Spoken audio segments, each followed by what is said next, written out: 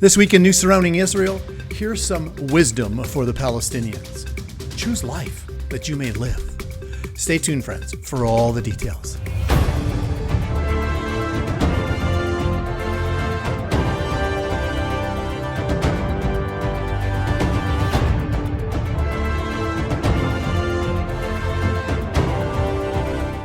Well, shalom, everyone. Welcome once again to this week's newscast. I'm Robert Gosling, your host. And just this past June, Douglas Murray wowed a sold-out audience at the UN Watch Gala dinner in Geneva, Switzerland, earning the Moral Courage Award. And after his outstanding speech, he tackled some tough questions in a Q&A with Guy Spear. And his answer on Israel's response to terror, well, it was absolutely spot on.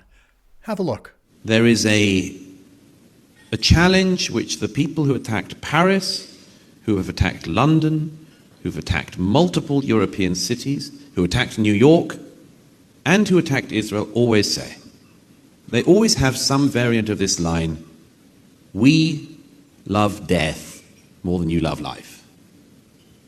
Hassan Nasrallah famously said repeatedly, the problem with the Jews is that they love life, and this is their weakness.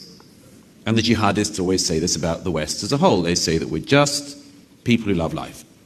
And I spent years thinking, what do you do in the face of hate like that? What do you do in the face of something so evil? And I realized that, and I said at the end of this book, there is an answer. And in my observation, the people of Israel have provided the answer. Firstly, of course, you make sure that if people like Hassan Nasrallah love death so much, they get it.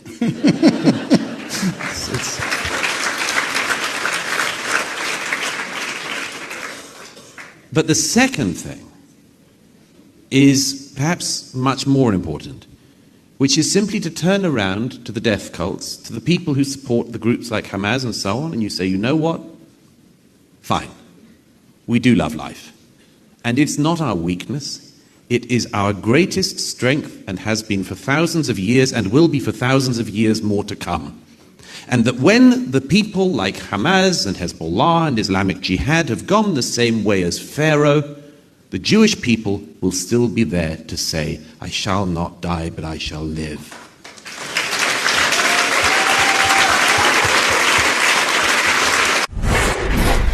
I love that when he says, fine. We do love life, and it's not our weakness. It is our greatest strength and has been for thousands of years and will be for thousands of years more to come.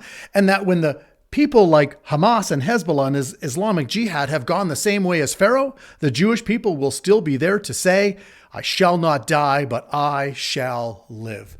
Brilliant.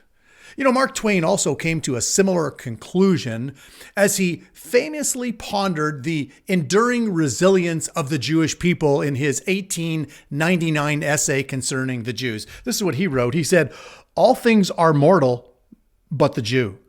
All other forces pass, but he remains. What is the secret of his immortality? You see, Twain marveled at how the Jewish people have survived centuries of adversity without losing their distinct identity, culture, and vitality. He observed that the Jews have survived them all. And while neither he nor Douglas explicitly credits this resilience to divine intervention, namely God, friends, it would take a blind eye not to see that without God, none of this would be possible. For in Psalm 124, verses 2-3, this is what we read. If it had not been the Lord who was on our side when men rose up against us, then they would have swallowed us alive when their wrath was kindled against us.